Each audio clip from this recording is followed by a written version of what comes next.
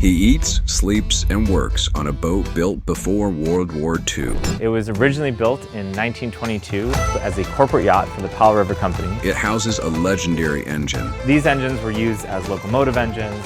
This is a marine version. So distinctive, many recognize it just by the sound. So it happens a little bit fast. Ready? Shut the air off. Make sure I'm in neutral. And just like that. And he's working hard to keep it afloat for another 100 years. But I try to do as much or all of the maintenance myself. It's about 6 of 20 layers of sealant as I build back layers to start varnishing. Learning a lot on YouTube. I have an incredible community that surrounds this boat. What's it like? This boat represents so much more than the private yacht. Living on a 100-year-old boat.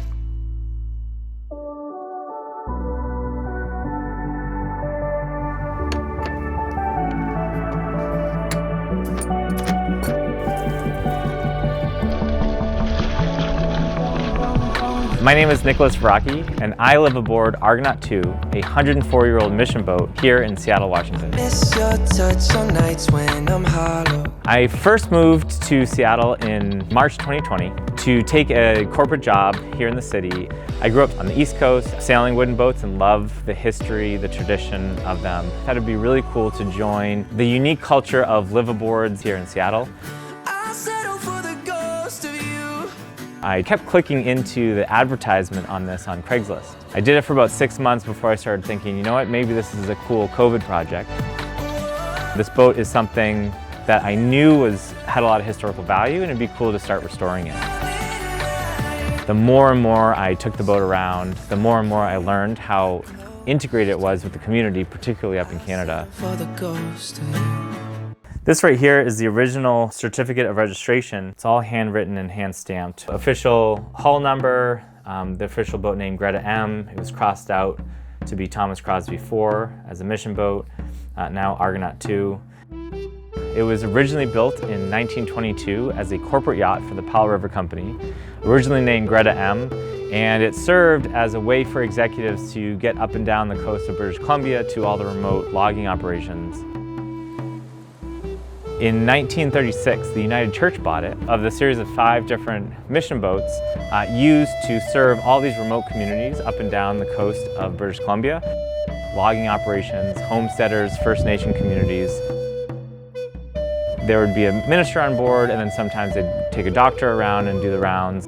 It was connected to thousands of people up and down this coastline that was alive back in the 30s, 40s, and 50s. This is the original ship's bell. It has the name Greta M on it, Vancouver, BC. This is the shipbuilder, W.R. Mentions, in 1922, Vancouver, BC. The owner of Argonaut did a lot of cruising with John Wayne, and allegedly this is John Wayne's old dinghy for his yacht. It's how I go get my groceries in the summertime or go for a hike on the beach. So this is where I usually eat all my meals, drink my morning coffee. This is also my home office. And so when I first moved to Seattle, I was working for corporate. It was COVID. I had this wonderful opportunity to work remotely. And so what I did was took this boat north. Again, I have a Starlink connection and would just sit and work my corporate job from here at Anchor, next to all the wildlife in these remote places. And sometimes I'd be by myself for days in these remote fjords of British Columbia. I can just sit at Anchor for weeks at a time and, be completely self-sufficient.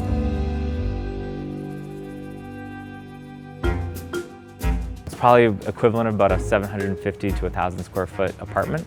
Now, if I were to live and own and maintain a house and pay someone to maintain a boat like this, that's when it gets expensive. This is my home. This is where I like to spend my evenings eating dinner or drinking coffee in the morning time. I try to do as much or all of the maintenance myself. This is about 6 of 20 layers of sealant as I build back layers to start varnishing. Learning a lot on YouTube. I have an incredible community that surrounds this boat. We all help each other maintain them. And so the cost is actually quite affordable. This is a 1940 Gardner 6L3 marine diesel engine. Historically, these engines were used as locomotive engines. This is a marine version. It's a slow turning engine. It idles at 280 RPM. I cruise at 800 RPM. At those slow revolutions, there's not a lot of wear and tear being done on these overbuilt engines, and so they'll last essentially forever. So the first thing I do is turn on the gauges right here. And so the air manifold is, I start with this valve here. So it's an air start system. And I use high pressure air to basically run half the engine on air. This is air to the manifold, and when it's cold, there's a little bit of a leak. Diesel works on compression. There's no spark plugs or anything on this engine. So once you have that momentum, that pressure will ignite each individual cylinder forward. So it happens a little bit fast. Ready? One. Shut the air off. Make sure I'm in neutral. And just like that.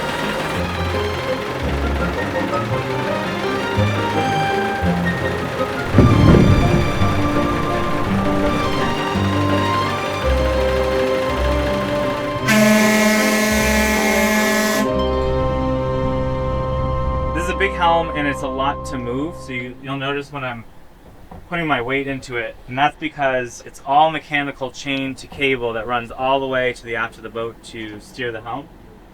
Once it's underway, it's fairly easy to drive. It's kind of like driving a big old bus.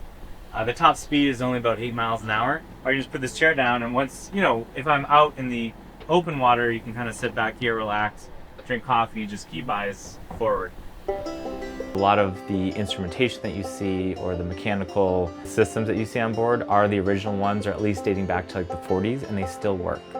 Well, I do have a radar. It's a vintage compass, which are, have to be hand calculated every, 5 or 10 years, or anytime you move a bunch of metal around in the boat. This right here is a Wood Freeman autopilot, and in here is a compass. This is well before GPS. All this does is say, are we going the direction we want to go? If not, it'll turn that helm until the boat's pointing in the direction it wants to go. So this is my kitchen, or on a boat it's called a galley. I love to cook. I have a KitchenAid. This is my coffee setup, and then in these cabinets are all my pots and pans. You really have to pay attention to how much power you're using. So if you're using a toaster, you can't also use your microwave and that sort of thing. This cutting board lifts up, and I have a 3-burner propane stove. I don't refrigerate as much that you might in a household for a couple of reasons. One, I have a lot of storage that's below the waterline and close to the hull. And so the water temperature is really cold. It's about 50 degrees when I'm cruising up north. I can store eggs and cheeses, etc. just fine. And then when I go cruising, I buy all my vegetables and things that'll spoil from people who are growing in their backyard, or little markets and stuff that you find on the islands as you go north. And of course, particularly in Canada, there is so much fish, prawn. Whenever you want a crab, we just throw the pots over and let them soak for an hour or two, and you get, sometimes a dozen crabs out of that. This here is the salon. It's like a guest quarters. It's where I serve all my meals. In the wintertime when we're down below, or we'll go up on deck in the summertime and share a meal on deck. These velvet benches in the evenings can convert into bunks, chaining up to the ceilings. 2 people here, 2 people on the starboard side. A lot of times we'll go out cruising and, everyone brings a sleeping bag or have extra bed sheets and plenty of pillows, and we all just crash at anchor for the night. This is the aft stateroom, or another bedroom for guests. There are 2 bunks here, and there's a private bathroom. So when I have charter guests on board, they have this space. If they want to bring more than just 2 people, kids or friends, they can use the salon, which is also a shared space. And all of that is closed off from the galley, engine room, and my quarters, and so there's a lot of private space here to enjoy as guests. Taking on a boat like this is not something for, beginning boater. I've been around boats my whole life, and I thought I knew what I was getting into, and even then, it is just such an undertaking. It's so much work. Hey.